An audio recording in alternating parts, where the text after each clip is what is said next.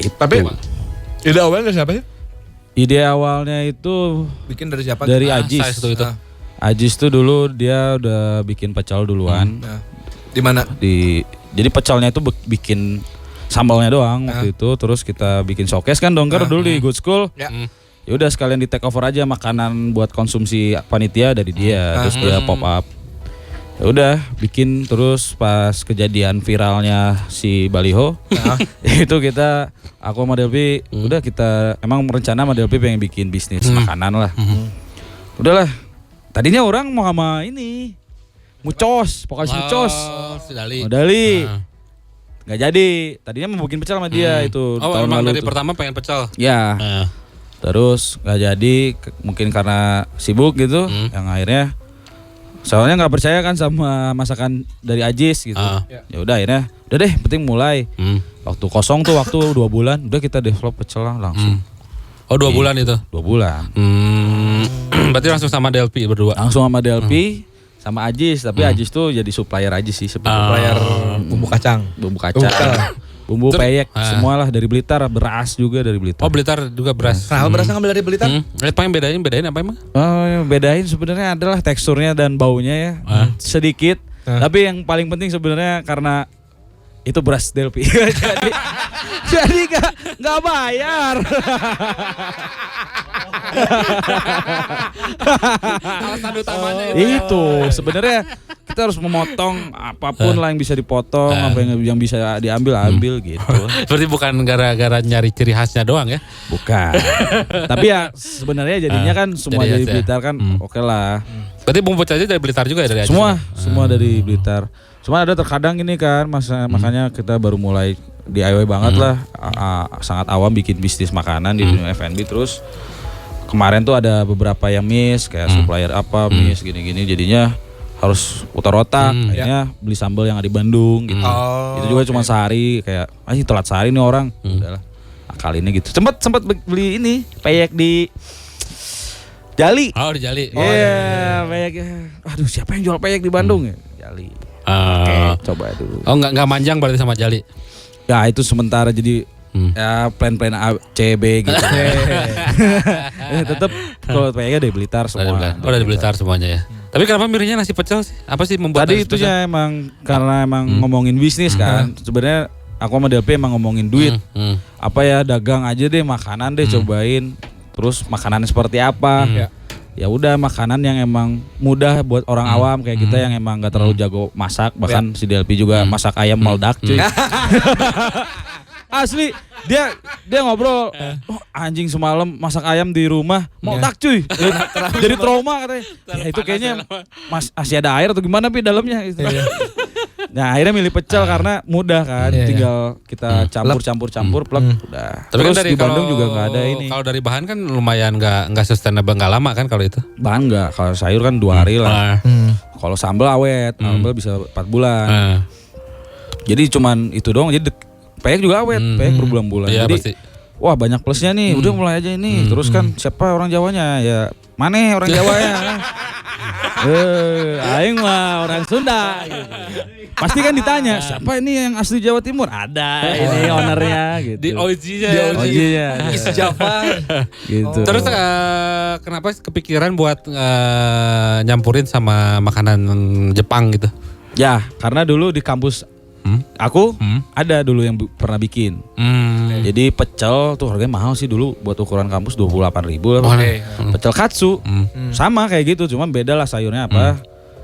Terus dimakan cobain dulu, favorit gitu. Makanya sekarang kayak aku percaya karena kalau mau jadi warung pecel yang OG itu kan kayak emang harus jadi figur. Siapa di balik dapurnya. Ini kan kita bergundal anjing garoblok gitu. Jadi ngambil value-nya yang lain gitu. Oke. Udah kita cobain aja langsung ke Jepang gitu. Jepang ditabrakin lah. Awalnya pengen Mandarin sih.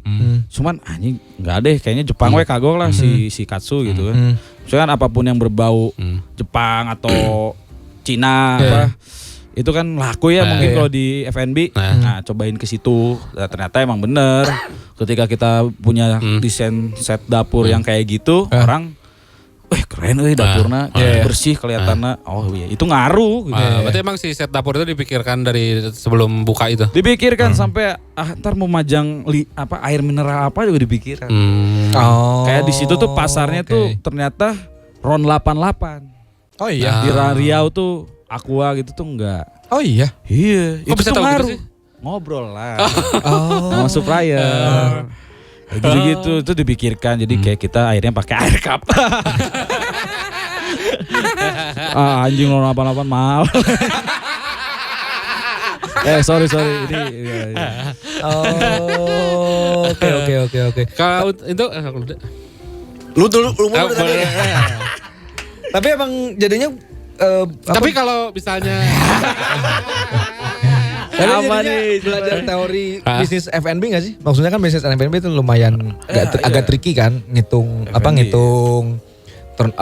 perputaran orangnya di meja berapa orang gitu. Terus kayak menunya gitu bertahan berapa lama gitu. Jadi hitung juga dulu pertama. Wah pusing itu awalnya. Padahal gampang gitu kan, cuman karena baru pertama jadi pusing. Jadi semua dihitung detail sampai kayak kita mau targetin berapa. Pokoknya katakanlah 1 kilo sambal buat berapa porsi deh. Ditakar gitu kan, terus kangkung berapa ikat, toge segala macam sampai dihitung nemu lah HPP-nya sekian. Ya udah jual. Cuman yang sulit itu sebenarnya bukan yang manage itu sih. Yang lebih sulit cara ngejualnya sebenarnya. Marketingnya lah ya. Karena kita belum main, marketingnya masih ke figur dongker kah, ke viralan sebelumnya ya. Iya. Jadi masih friends and family aja. Terus sekarang udah harus main di situ gitu. Itu yang sulit sama balik lagi ke durabilitas dari si bahannya ya. Itu yang nggak ngerti gitu. Tahu-tahu anjing ini padahal baru sehari udah basi, itu bahan dari mana gitu kan. Cool gitu jadi. Terus kalau sebelum itu ada ininya nggak, ada kayak apa sih namanya kalau yang itu orang yang itu teh konsulting konsultannya gitu atau sendiri aja? Nggak ada. Jadi Ajis sih yang kalau yang ngurusin finance juga Ajis. Di situ ada Ajis. Cuman kalau buat konsultan rasa tuh nggak ada. Cuman kita udah percaya kan ini dibikin sama langsung sama orang Blitar sama ibunya Ajis. Udah percayalah karena ibunya emang udah lama di bidang itu, di bidang bikin pecel.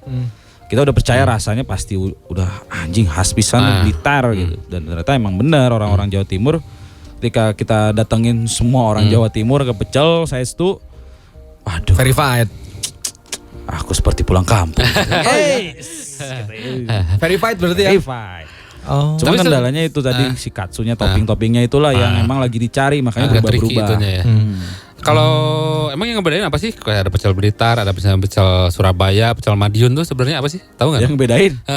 Aku masa sama aja ya. Kalau aku sih emang suka pecel dari dulu. Kalau Jawa Tengah, Jawa Timur pasti pengen makan pecel. Pasti yang bedain sambal pertama. Rasanya sambalnya Blitar itu dia lebih agak gurih lah, nggak terlalu manis. Kalau misalnya Jawa Tengah kan manis ya biasanya. Terus sayurnya juga ya itu sayurnya sawi, kangkung. Oke, kalau misalnya Jawa Tengah kan bayam doang. Udah, tapi banyak bayam gitu. Sama yang paling khasnya Jawa Timur tuh ada namanya lupa, tumpengan. Jadi kuah gitu, ada kuahnya, kuah tempe. Itu sih yang pengen diadain juga di situ di Saestu. Cuma kan tadi tantangannya tuh ketika kita memilih kawasan di jalan itu teh anjrit pisan harga sewanya gitu. Jadi emang nggak bisa murah makan di situ mah emang. Tadinya kan aku kita bikin 5 kelebihan gitu. Murah, enak, banyak, bagus, tempat nyaman gitu.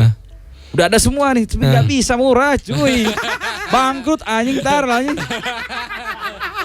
Aku baru nyadar sebulan belakangan gitu. Wah, anjing nggak bisa murah cuy di sini mah gitu. Nggak nutup ya kalau nutup. Maksudnya kan kayak jual air mineral itu 10.000. Tapi kenapa memutuskan di situ pertama tempat? Karena itu tempat itu kan aku dulu yang nyari kan. Kan ada Gang Nikmat. Historinya cukup menarik lah. Hidden geman zaman itu kan. Dan kebetulan kosong. Ya udah di situ. Dan tempat banget kan tengah kota dan kawasan makan. Targetnya emang dulu bukan buat pengennya buat gaul-gaulan gitu. Jadinya buat para wisata buat orang yang pengen berkunjung ke Bandung atau orang Bandung yang pengen makan itu makan di situ. Jadi bukan dari yang buat nongkrong lama ya. Bukan. Yang buat makan, seset cabut gitu. Iya, terus dianalisis kan sedikit, sebelah hotel nih. Depan pool Pahala Kencana nih. Terus sebelah kanan ada juga barudak naon eta teh? Gaul ya. Sebelah kanan. Doma. Oh. Benar. Kanan Belakang. Iya, belakang. Kanan serong ya. Kanan serong. Kayak gitu-gitulah, jadi wah dekat kemana-mana nih. Tapi nama si Saestu sendiri apa sih artinya? Boleh? Nah itu tuh dari Ajis juga. Waktu itu kan asalnya namanya pecel Pak Ajis. Terus aku suruh ganti. Jis. Kapan banget ya? Jelek pisan anjing. Sumpah jelek pisan. Ganti namanya, ini mah nggak masuk gitu. Tahu-tahu dia langsung bilang, "Ya wes, pecel Saestu ae." Apa tuh artinya? Beneran, tenan gitu kan. Wah, bagus dong. Soalnya nggak familiar juga kan orang Bandung, Sae gitu kan. Sae. Wah, udah cocok nih Saestu. Langsung udah pakai tuh. Beneran nggak ada nggak ada pertimbangan apapun, langsung dia nembak. Udah pakai aja ini, bagus tuh. Saestu.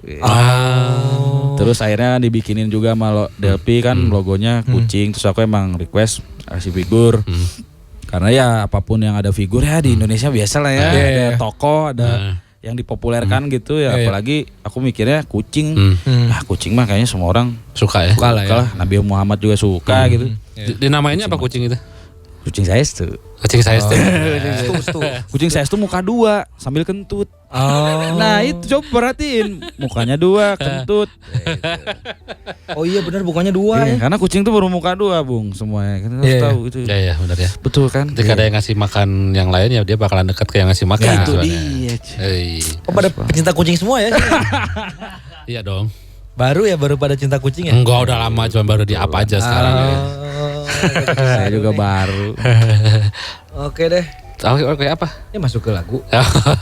Kita masuk ke segmen kedua. Pilihan lagu dari Arno yang pertama dari Surf Curse dengan Sugar. Ini agak beda nih, ini nggak akustik nih. Kenapa ini? Ini ada juga, maksudnya ada juga elemen akustiknya. Jadi Surf Curse itu kan surf punk. Aku juga dulu awal-awal bikin dongkar tuh dengernya Surf Curse, Fiddler. Panturas berarti? Panturas surf rock nggak sih? Oh, beda. Beda. Ini surf punk. Surf punk tuh kayak Dunrats gitu loh, kayak apa band Australia tuh yang LSD itu judul tracknya tuh. Nggak tahu ya. Yang main di Bali tuh gitu-gitulah. Nah ini dia bikin track tiba-tiba ada akustiknya, kayak Angel Dust lah tiba-tiba ada akustik. Terus dia baru rilis tahun ini.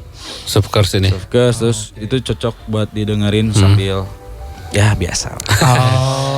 Sambil siaran kayak gini. Sambil siaran, sambil makan Saestu.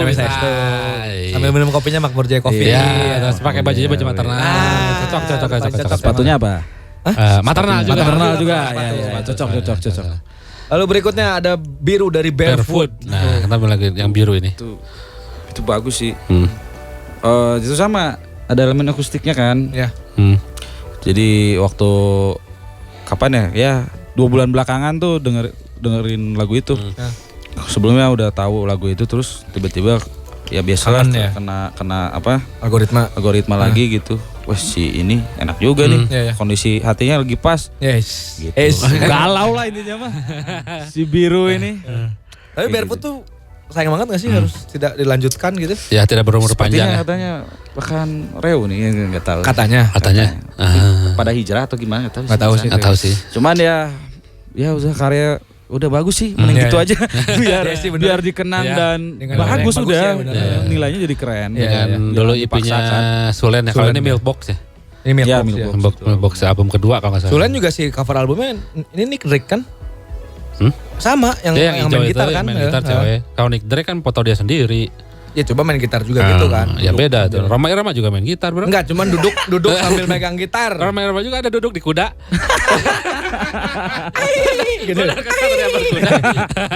Satunya bergitar. Lalu yang ketiga, yang keempat ketiga berarti Alex G dengan Proud. Kenapa G? WhatsApp G itu lagu apa ya? Ketika ngedengerin dulu King Krul. Terus Dead Angel, misalnya kan galau-galau kelam gitu, pengen lagi nyari galau-galau kelam. Nah muncullah LSD yang di tengah-tengah gitu. galau-galau yang seru malah gitu. Gembira, galau gembira gimana tuh ya? Ya menyikapi galau dengan kegembiraan. Ya kayak lagu hujan juga sih itu kan kayak galau gembira gitu. Sebenarnya apa maksudnya kan kita nggak ngerti. Cuman ada yang di garis bawah itu tadi aransemennya.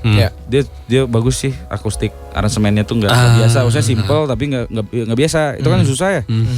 Bikin kayak gitu kan kayak vokal, dengerin vokalnya apa the tubes gitu kan dia nggak biasa terdengarnya biasa tapi ada kalau diuliknya susah gitu. Kayak aku waktu tag vokalnya lagunya Luka di Pelupuk Mata tuh kan yang intro motornya kan itu kayak gampang sebenarnya itu susah bikinnya nyanyinya susah Chrisye hebat sih emang Chrisye kalau kayak gitu kalau nggak hebat nggak akan jadi legendaris maestro ya. Iya benar legend.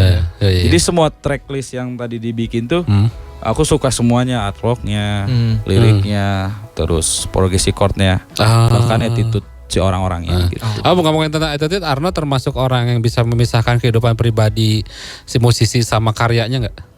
Memisahkan? Jadi si orangnya nyebelin tapi karyanya itu bagus gitu? Kayaknya enggak deh, kalau aku ya sama gitu, nggak terpisahkan sama apa yang dibikin ya. Cuma kan balik lagi kalau misalnya di band kan dia ada orang lain gitu, jadinya kan terbentur dan siapa yang bisa berkompromi atau siapa yang paling masuk gitu melihat, ya akhirnya kan jadinya nggak tahu itu sepenuhnya jadinya sama siapa kan, kayak gitu sih. Cuman kalau misalnya mungkin bikin project solo, ya itulah, wah iya Arno gitu, mungkin ya. Mungkin berarti, si Kal, nah ini Kal nih orangnya melodik banget nih hatinya atau apa kan, dia solo.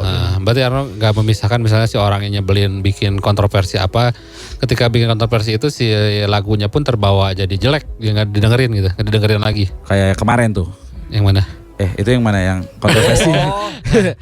Contohnya misalkan kayak Morrissey. Morrissey kan ternyata dia fasis gitu kalau enggak ultra right wing, gitu-gitu. Nasionalis. Lu tetap dengerin Morrissey nggak kalau gitu? Atau jadinya ilfeel? Aku sih tetap dengerin lagunya karena sesuai. Aku tuh dengerin lagu karena mood hati sebenarnya, bukan karena wah si ieu teh lagunya keren tapi mood orang nah hanteunya. Jadi hati orang yang milih gitu. Jadi kalau misalnya dia ada yang masalah karena di dunia aslinya, cuman kalau sama lagunya tetap didengerin sih. Berarti bisa dipisahkan. Bisa dipisahkan. Kayak siapa tuh? Kayak yang viral jadi anggota itu bukan? Gitu. Tetap saja saya nyanyikan gitu.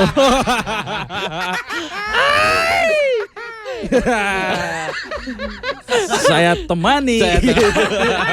Sehari-harinya ya.